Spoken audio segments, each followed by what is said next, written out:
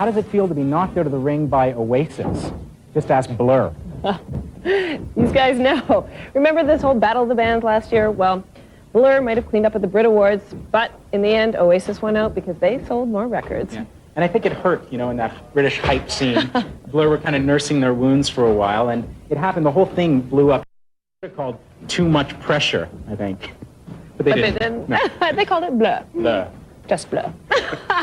And while these guys are citing, you know, basically they're really into a lot of American rock guitar bands at the moment, like Pavement, but ultimately that influence doesn't show up on this disc as KCC found it. Now, the press and yourself have sort of made a real angle towards the American factor, you know, a British slacker kind of feel. But to my ears and eyes, hunky-dory, Aladdin Sane, would you agree? There's quite a lot of that in there, definitely. But that's kind of my side of things, really. I think Graham and we've horrified. They hate David. Even that era? Yeah, but I've just never been able to, something I can't stomach it. I love It's it. spooky. I don't want to sound like that. It's for people who all think it's their band trying to make their own record, you know, and that's what makes it. That's what makes it rock, kids. Distance ourselves from absolutely everything British, really. Did you feel like you had backed yourself into a corner with... Yeah, kind of. Well, I think we've been backed into a corner. I think the whole thing just, you know, I mean, it just got completely out of hand. Yeah, it did. Utterly out of hand. It stopped being a joke about like 8 months ago, you know, because I couldn't even, you know, couldn't go into a pub anywhere without getting grief.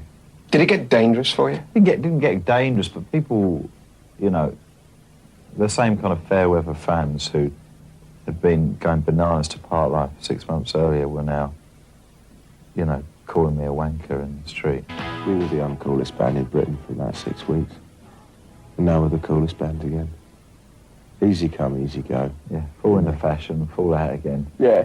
When you become very successful, you know, you everything is projected onto you.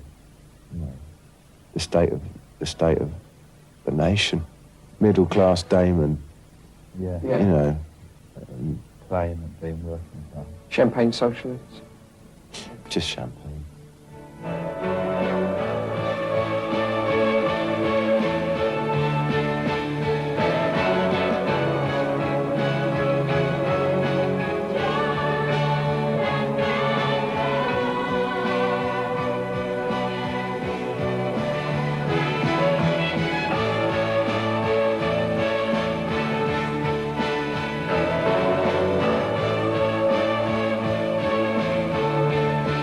Was it a hollow victory? You become, you know, the biggest band, you hit #1, and then there's all this other stuff.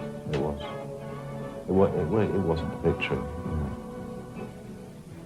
But you don't get victories in music. You've either done something that's right or you've done something that's wrong. Country House is a brilliant song live, and it would be, you know, That's why we don't play it.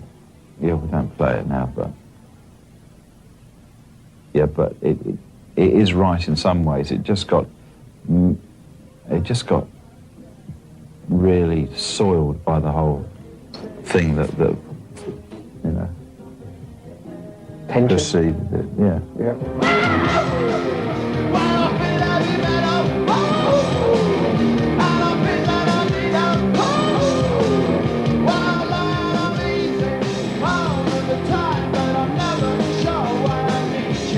Do you live up to that reputation? Do you play into it? Maybe that's a better way of putting it.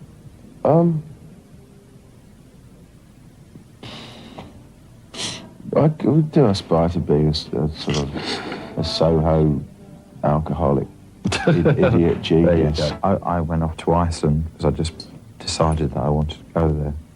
I fell completely in love with the place and got really positive again about everything, and wrote a lot of songs, which at that time I thought, well, they'll probably be my first solo record.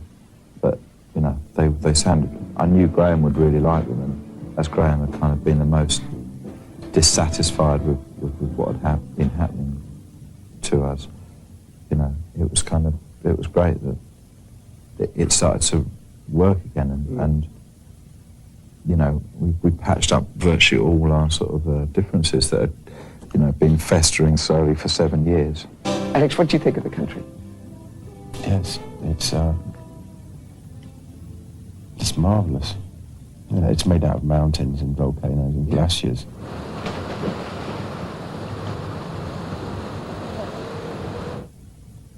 Most of the places we go are made out of pavement and bricks. The fact that it's so untouched is really optimistic. It's beyond the reach of our sort of idiocy. I think that and a kind of everyone in Iceland feels that way. You know, they feel that they're blessed to be somewhere that is out of reach.